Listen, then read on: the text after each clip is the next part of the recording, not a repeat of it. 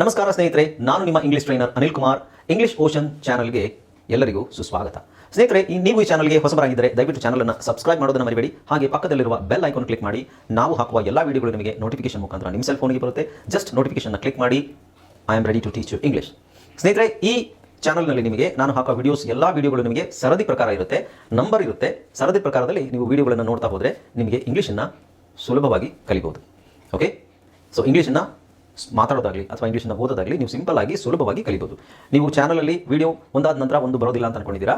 So ನಾನು ಎಲ್ಲ ವಿಡಿಯೋಗೂ ನಿಮಗೆ ನಂಬರ್ ಹಾಕಿರ್ತೀನಿ. ಆ ನಂಬರ್ ಪ್ರಕಾರ ನೀವು ಹೋದರೆ ನೀವು ಸಿಂಪಲ್ ಆಗಿ ಇಂಗ್ಲೀಷನ್ನು ಕಲಿಬಹುದು. ಓಕೆ, ಸೊ ಈ ವಿಡಿಯೋಗೆ ಈಗಲೇ ಒಂದು ಲೈಕನ್ನು ಕೊಟ್ಬಿಡಿ. ಹಾಗೆ ನಿಮಗೆ ಏನಾದರೂ ಸಂದೇಹ ಇದ್ದರೆ ಕಮೆಂಟ್ ಸೆಕ್ಷನ್ ಕಮೆಂಟ್ ಮಾಡಬಹುದು. ದಯವಿಟ್ಟು ಈ ವಿಡಿಯೋನ ಎಲ್ಲರಿಗೂ ಶೇರ್ ಮಾಡಿ, ಆದಷ್ಟು ಎಲ್ಲರಿಗೂ ಶೇರ್ ಮಾಡಿ, ಎಲ್ಲರಿಗೂ ಇದರ ಉಪಯೋಗ ಆಗಲಿ.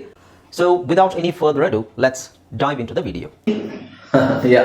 ಓಕೆ, ನೋಡಿ, ಹೌ ಆರ್ ಯು ಅಂತ ಯಾರಾದರೂ ಕೇಳಿದ್ರೆ ಆಬ್ವಿಯಸ್ಲಿ ನೀವು I am fine, thank you, I'm very well, thank you. I'm doing well, thank you. I'm wonderful. I'm fantastic. I'm amazing. ಇದೆಲ್ಲ ಹೇಳಿದ ನಂತರ ಥ್ಯಾಂಕ್ಸ್ ಹೇಳಲೇಬೇಕಾ ಅಂತ ಕೇಳಿದ್ರೆ, ಬಟ್ ತುಂಬಾ ಫಾರ್ಮಲ್ ಆಗಿ ಹೇಳ್ಬೇಕಾದ್ರೆ ಥ್ಯಾಂಕ್ಸ್ ಹೇಳಬೇಕು. ಅದರ್ವೈಸ್ ಕ್ಯಾಶುವಲ್ ಆಗಿ ನೀವು ಹೇಳ್ಬೇಕಾದ್ರೂ ಥ್ಯಾಂಕ್ಸ್ ಹೇಳಿದ್ರು ಪರವಾಗಿಲ್ಲ, ಬಟ್ ಹೇಳಲೇಬೇಕು ಅಂತ ಏನಿಲ್ಲ, ಹೇಳಬೇಕು ಅಷ್ಟೇ. I'm fine, thank you. What about you? Or I'm fine, thank you. How are you?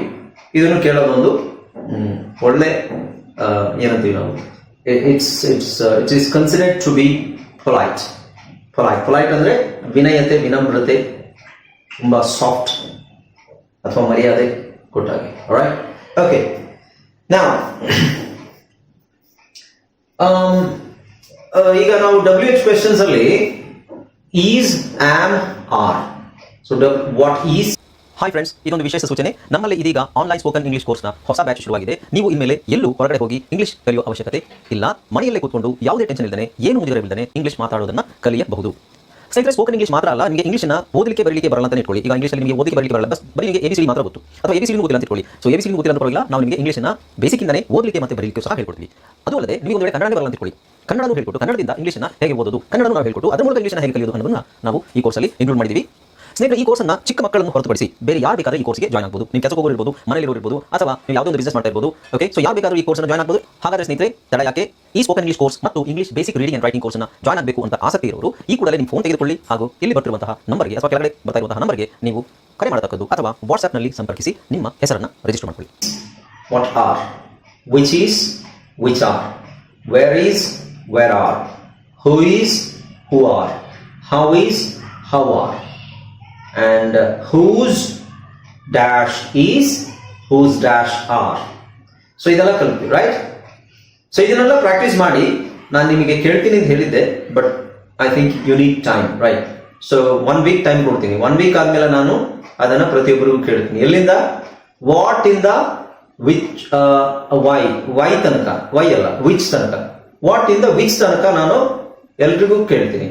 At least ನಿಮಗೆ 4 ಎಕ್ಸಾಂಪಲ್ ಆದ್ರೂ ಕೊಡ್ಲಿಕ್ಕೆ ಗೊತ್ತಿರಬೇಕು. ವಾಟ್ ಈಸ್ ಅಲ್ಲಿ ಎಷ್ಟು ಎಕ್ಸಾಂಪಲ್ ಇದೆ? 6 ಎಕ್ಸಾಂಪಲ್ ಕೊಟ್ಟಿದ್ದೀನಿ, ಸುಮ್ಮನೆ ಸಿಂಪಲ್ ಆಗಿ, ರೈಟ್? ಅಟ್ ಲೀಸ್ಟ್ ನಾನು ಕೇಳಿದಾಗ ಅದಕ್ಕೆ ನಾನು ಎಕ್ಸರ್ಸೈಸ್ ಹೆಂಗ್ ಮಾಡಬೇಕು ಅಂತ ನಾನೇ ನಿಮಗೆ I will support you practice ಹೆಂಗ್ ಮಾಡಬೇಕು, ಎಕ್ಸರ್ಸೈಸ್ ಎಲ್ಲ ಹೇಗೆ ಮಾಡಬೇಕು. ಓಕೆ, ಸೊ 1 ವೀಕ್ ಅಲ್ಲಿ ನೀವು ಅದು ಕರೆಕ್ಟ್ ಆಗಿ ಕಂಪ್ಲೀಟ್ ಮಾಡಿದ್ರೆ ನಿಮಗೆ ನೆಕ್ಸ್ಟ್ ಲೆವೆಲ್ಗೆ ಹೋಗ್ಲಿಕ್ಕೆ ನಿಮ್ಗೆ ಈಸಿ ಆಗುತ್ತೆ. ಓಕೆನಾ? ಸೊ ಈಗ ನೆಕ್ಸ್ಟ್ ಲೆವೆಲ್ ಏನು ಅಂತ ಹೇಳಿದ್ರೆ, again the same thing. So what, where, how, who, which, whose, whom, how much, how long, how far, ಇದೇನೆ WH ಕ್ವೆಶ್ಚನ್ಸ್. ಬಟ್ ಅಲ್ಲಿ ನಾವು ಈಸ್, ಆಮ್, ಆರ್ ಯೂಸ್ ಮಾಡಿದ್ರು we are focusing on main verbs. Main verbs ಅಂದ್ರೆ base verbs. Base verbs ಅಂದ್ರೆ ಏನು? Main verbs ಅಂದ್ರೆ ಏನು? Speak is a base verb. Spoke is the past form of speak. Okay, speaking, present continuous form, or maybe past continuous form. Right? So speak, spoke, speaking, spoken, speaks. ಇಷ್ಟೆಲ್ಲ forms ಇದೆ verbs, right? So base form ಏನಾಗುತ್ತೆ ಅಂತ ಹೇಳಿದ್ರೆ speak. ಮೂಲ form of, I mean ಹೇಗೆ ಹೇಳ್ಬೋದು, ಮೂಲ ಕ್ರಿಯೆ ಅಥವಾ ಕ್ರಿಯೆಯ ಮೂಲ ಬೇಸ್ ಅಂತ ಹೇಳೋದು. ಬೇಸ್ ಅಥವಾ ಮೇನ್ ಅಂತ ಹೇಳ್ತೀವಿ. ಮೇನ್ ಅಲ್ಲ, ಆಕ್ಚುಲಿ ಬೇಸ್ ಅಂತ ಹೇಳ್ತೀವಿ. ಬಟ್ ಸೆಂಟೆನ್ಸ್ ಅಲ್ಲಿ ತಗೊಂಡಾಗ ಮೇನ್ ವರ್ಬ್ ಅಂತ ತಗೊಂಡಾಗ ಈಸ್ ಮತ್ತೆ ING ಎರಡು ಇದ್ದಾಗ, ಈಸ್ ಮತ್ತೆ ಸ್ಪೀಕ್ ಎರಡು ಇದ್ರೆ, ಸೊ ಸ್ಪೀಕ್ ನಾವು ಮೇನ್ ವರ್ಬ್ ತಗೊಳ್ತೀವಿ. ಈಸ್ ಅಂತ ಏನಿದೆ ಅದನ್ನ ನಾವು supporting verb, or you can say auxiliary verb ಅಂತ ಹೇಳ್ತೀವಿ. ಓಕೆ, ಸರ್, ಈಗ ನಾವು ಸಾಮಾನ್ಯವಾಗಿ ಇದನ್ನು ಬಳಸ್ತೀವಿ. What is, where is, who is, how is ಇದನ್ನು ಬಳಸೋದನ್ನು. ಬೇರೆ ಇದು ಬಿಟ್ಬಿಟ್ಟು ನೀನೇನ್ ಮಾಡ್ತೀಯಾ, ಸೊ ವೇರ್ ಆರ್ ಯು, ನೀನ್ ಎಲ್ಲಿದೀಯಾ, ಅಲ್ಲಿ ಇರುವಿಕೆ ಅಷ್ಟೇ. ನೀನ್ ಹೇಗಿದೀಯಾ, ಹೌ ಆರ್ ಯು, ಇರುವಿಕೆ. ವೇರ್ ಆರ್ ದ ಬುಕ್ಸ್, ಪುಸ್ತಕಗಳು ಎಲ್ಲಿವೆ, ಎಲ್ಲಿ ಇವೆ, ಅದು ಇರುವಿಕೆ. ಓಕೆ, ಸೊ ಬಟ್ ನಾವು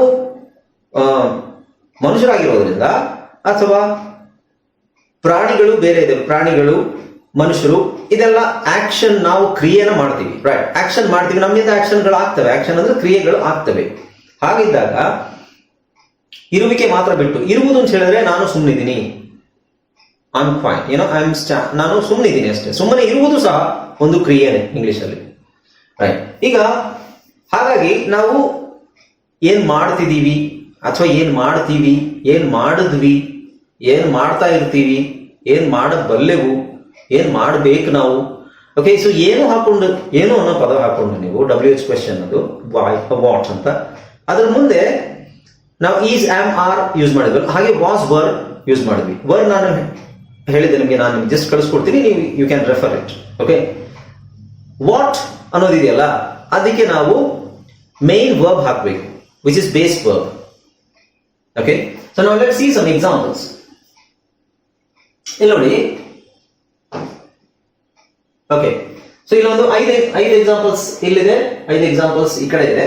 ಇದು ಏನು ಡಿಫರೆನ್ಸ್ ಅಂತ ನಾನು ಹೇಳ್ತೀನಿ.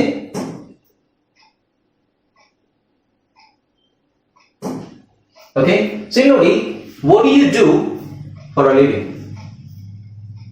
What do you do for a living?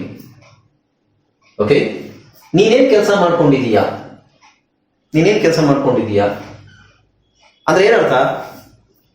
ನೀನು ಪ್ರೊಫೆಷನ್ ಏನು, ನೀನೇನ್ ಮಾಡ್ತೀಯಾ ಅಲ್ವಾ?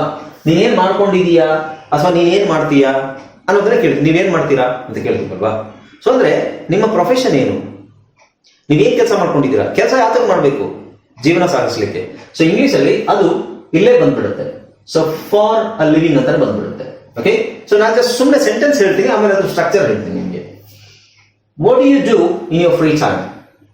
ನೀನು ಫ್ರೀ ಟೈಮ್ ನಲ್ಲಿ ಏನ್ ಮಾಡ್ತೀಯಾ, ನಿನ್ ಫ್ರೀ ಟೈಮ್ ಅಲ್ಲಿ ಏನ್ ಮಾಡ್ತೀಯಾ? Okay, so what do you eat for breakfast? What do you eat for breakfast? ನೀನು ತಿಂಡಿಗೆ ಏನ್ ತಿಂತೀಯಾ? What do you watch on TV?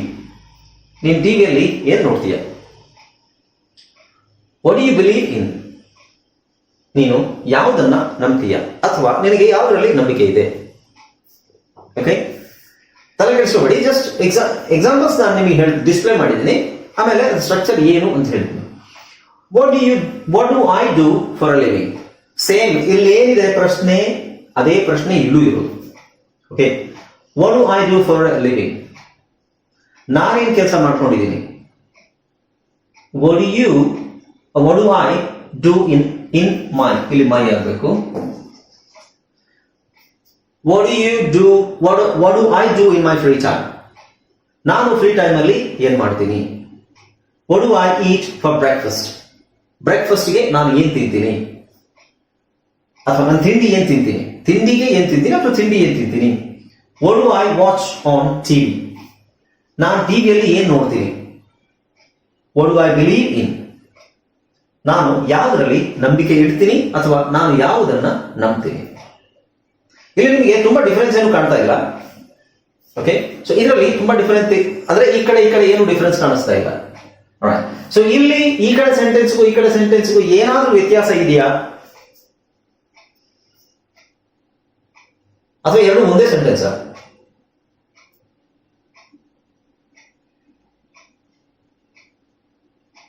Sir, you ಮತ್ತೆ ಐ. Yes, exactly. ಸೊ ಇಲ್ಲಿ ಯು ಇದೆ,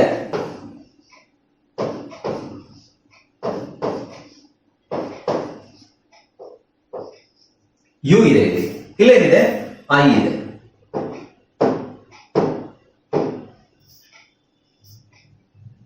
ನೀವು ಕನ್ನಡಕ್ಕೂ ಇಂಗ್ಲಿಷ್ಗೂ ಏನ್ ವ್ಯತ್ಯಾಸ ಇದೆ ಹೇಳಿ? ಕನ್ನಡ ಸೆಂಟೆನ್ಸ್ ನಿಮ್ಮ ಎದುರಿಗಿದೆ, ಇಂಗ್ಲಿಷ್ ಸೆಂಟೆನ್ಸ್ ನಿಮ್ಮ ಎದುರಿಗಿದೆ, ಏನ್ ವ್ಯತ್ಯಾಸ ಇದೆ? ಯಾವುದು ಈಸಿ ಅಂತ ನಿಮಗೆ ಅನ್ಸುತ್ತೆ ಈಗ?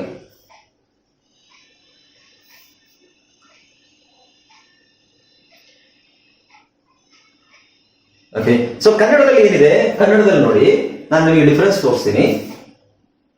ನೀನೇನು, ನೀನು, ಅಥವಾ ಶಾರ್ಟ್ ಆಗಿ ಹೇಳೋದ ನೀನೇನು, ನೀನೇನು, ನೀನು ಆ ತರ. ಆಮೇಲೆ ಇದೀಯಾ, ಓಕೆ, ಮಾಡ್ತೀಯಾ, ತಿಂತೀಯಾ, ನೋಡ್ತೀಯಾ, ನಂಬ್ತೀಯಾ. ಸೊ ಇಲ್ಲೇನು ದಿಯಾ, ತೀಯಾ, ತೀಯಾ, ತೀಯಾ. ಬಟ್ ಇಲ್ಲಿ ದೀನಿ, ತೀನಿ, ತೀನಿ, ತೀನಿ, ತೀನಿ. ನಾವು ಇಲ್ಲೇನ್ ಮಾಡಿದ್ವಿ, ಇಂಗ್ಲಿಷ್ ಅಲ್ಲಿ ಏನಿದೆ, ಇಂಗ್ಲಿಷ್ ಅಲ್ಲಿ ಏನೂ ಚೇಂಜಸ್ ಆಗಿಲ್ಲ. ಇಂಗ್ಲಿಷ್ ಅಲ್ಲಿ, ಕನ್ನಡದಲ್ಲಿ ಇದು ಚೇಂಜ್ ಆಗಿದೆ, ಸಬ್ಜೆಕ್ಟ್ ಚೇಂಜ್ ಆಗಿದೆ ಅಲ್ವಾ. ನೀನು, ನೀನು ಇರೋದು ಇಲ್ಲೇನಾಗಿದೆ, ನಾನು ಆಗಿದೆ. ಬಟ್ ಕನ್ನಡದಲ್ಲಿ ಇಲ್ಲಿ ಚೇಂಜ್ ಮಾಡಿದೀವಿ, ಇದು ಚೇಂಜ್ ಆಗಿದೆ, ಇದು ಚೇಂಜ್ ಆಗಿದೆ, ಇಲ್ಲಿ ಚೇಂಜ್ ಆಗಿದೆ, ಇಲ್ಲಿ ಚೇಂಜ್ ಆಗಿದೆ ಅಲ್ವಾ. ಇಂಗ್ಲಿಷ್ ಅಲ್ಲಿ ಚೇಂಜ್ ಆಗಿರೋದೇನು, ನಿಮಗೆ ಈ ಸಬ್ಜೆಕ್ಟ್ ಅಲ್ಲಿ ಮಾತ್ರ ಚೇಂಜ್ ಆಗಿದೆ. ಯು ಇರೋ ಕಡೆ ಐ ಹಾಕೊಂಡಿದೀವಿ, ಬೇರೆ ಎಲ್ಲೂ ಚೇಂಜಸ್ ನಿಮಗೆ ಕಾಣ್ತಾ ಇಲ್ಲ. ಹೌದಾ ಅಲ್ವಾ?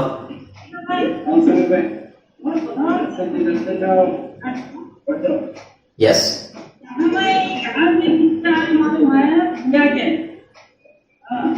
ನಮ್ಮ ಹತ್ರ ಮಾತಾಡ್ತಿಲ್ವ? ಸುಷ್ಮಾ ಮ್ಯೂಟ್ ಮಾಡ್ಕೊಳ್ಳಿ. Sushma Swami please mute. Sushma mute ಮಾಡ್ಕೊಳ್ಳಿ. ಹಾ, thank you.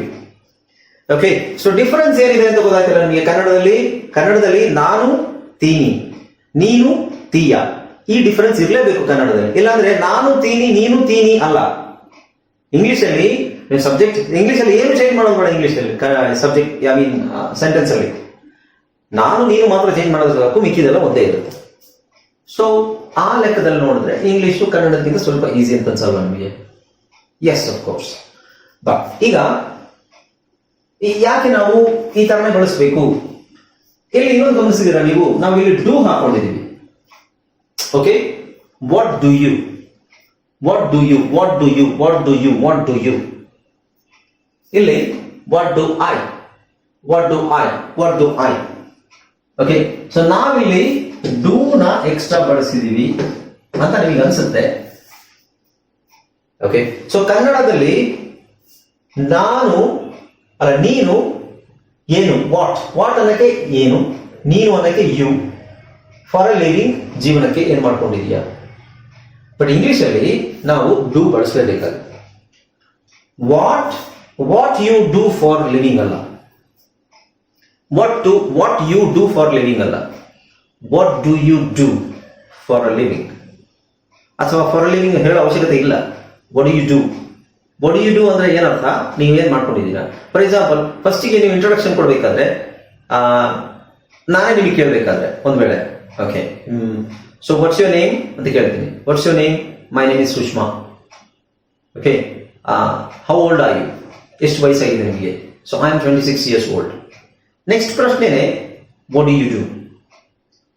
What do you do ಅದನ್ನ ನೀವು ಕಂಬೈನ್ ಮಾಡಿ ಶಾರ್ಟ್ ಆಗಿ ಹೇಳಿದ್ರೆ what do you do. Okay, so what do you do ಅಂದ್ರೆ ಇದರ ಅರ್ಥ ಏನು? ನೀವೇನ್ ಮಾಡ್ಕೊಂಡಿದ್ದೀರಾ, ನಿಮ್ಮ ಪ್ರೊಫೆಷನ್ ಏನು ಅಂತ ಅರ್ಥ. ಓಕೆ, ಸೊ ನಾವಿಲ್ಲಿ ಡೂ ಏನು ಬಳಸ್ತಿದೀವಿ ಅಂತ ಹೇಳಿದ್ರೆ ಹೇಳ್ತೀನಿ ನಾನು. So what do you do. So ಇಲ್ಲಿ ಡೂ ಇಲ್ದಾನೆ ನಾವು ಇಲ್ಲಿ ಈ ಪ್ರಶ್ನೆ ಕೇಳಲಿಕ್ಕೆ ಆಗೋದಿಲ್ಲ, ನೀವು ಬಳಸಲೇಬೇಕು. ವಾಟ್ ಡು ಯು ಡೂ, ನೀವೇನ್ ಮಾಡ್ಕೊಂಡಿದ್ದೀರಾ. What do you do for a living, ನೀವು ಜೀವನಕ್ಕೆ ಏನ್ ಮಾಡ್ಕೊಂಡಿದ್ದೀರಾ. What do you do in your free time, ನೀವು ಫ್ರೀ ಟೈಮ್ ಅಲ್ಲಿ ಏನ್ ಮಾಡ್ತೀರಾ. Okay, what do you eat for breakfast, ತಿಂಡಿಗೆ ನೀವೇನ್ ತಿಂತೀರಾ. What do you watch on TV, ಟಿವಿಯಲ್ಲಿ ಏನ್ ನೋಡ್ತೀರಾ. So what do you believe in, ನೀವೇನನ್ನ ನಂಬ್ತೀರಾ.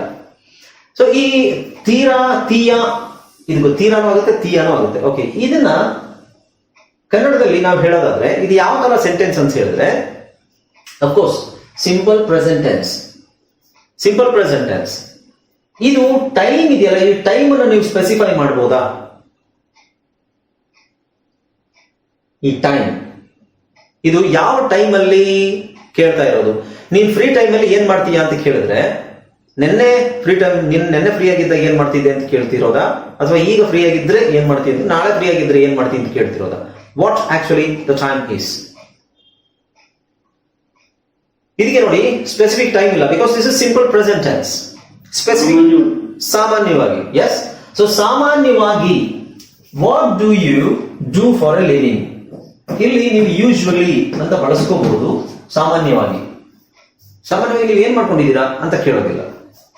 ಓಕೆ, ಬಟ್ ಬೇರೆ ಕ್ವೆಶ್ಚನ್ಗೆ ನಾವು ಹೇಳ್ತೀವಿ what do you do in your free time, which means ಸಾಮಾನ್ಯವಾಗಿ ನೀವು ಫ್ರೀ ಆಗಿರ್ಬೇಕಾದ್ರೆ ನಿಮ್ ಫ್ರೀ ಟೈಮ್ ಅಲ್ಲಿ ನೀವೇನ್ ನೀವು ಮಾಡ್ತೀರಾ. ಸಾಮಾನ್ಯವಾಗಿ ನೀವು ಫ್ರೀ ಟೈಮ್ ಅಲ್ಲಿ ಏನ್ ಮಾಡ್ತೀರಾ? So what do you do in your free time usually? Okay, what do you eat for breakfast? ಸಾಮಾನ್ಯವಾಗಿ ನೀವು ತಿಂಡಿಗೆ ಏನ್ ತಿಂತೀರಾ? What do you usually eat for your breakfast? ಅಲ್ಲಿ ಯೂಶುವಲಿ ಬಳಸಬೇಕಾದ ಅವಶ್ಯಕತೆ ಇಲ್ಲ, ಬಿಕಾಸ್ ಈ ಪ್ರಶ್ನೆಯಲ್ಲಿ ನಿಮಗೆ ಹೇಳಿದೆ ವಾಟ್ ಡು ಯು ಈಟ್ ಅಷ್ಟೇ. What do you eat for your breakfast, which means ಸಾಮಾನ್ಯವಾಗಿ ನೀವು ಟಿಫನ್ಗೆ ಏನ್ ತಿಂತೀರಾ. Okay, so what do you watch on TV? ಸಾಮಾನ್ಯವಾಗಿ ಟಿವಿಯಲ್ಲಿ ನೀವು ಏನನ್ನ ನೋಡ್ತೀರಾ? ನೀವು ಹೇಳ್ಬೋದು ಸಾಮಾನ್ಯವಾಗಿ ನಾನು ಟಿವಿಯಲ್ಲಿ ಕ್ರಿಕೆಟ್ ನೋಡ್ತೀನಿ, ನ್ಯೂಸ್ ನೋಡ್ತೀನಿ, ಅಥವಾ ಬಿಗ್ ಬಾಸ್ ನೋಡ್ತೀನಿ, ಸೀರಿಯಲ್ ನೋಡ್ತೀನಿ, ರೈಟ್?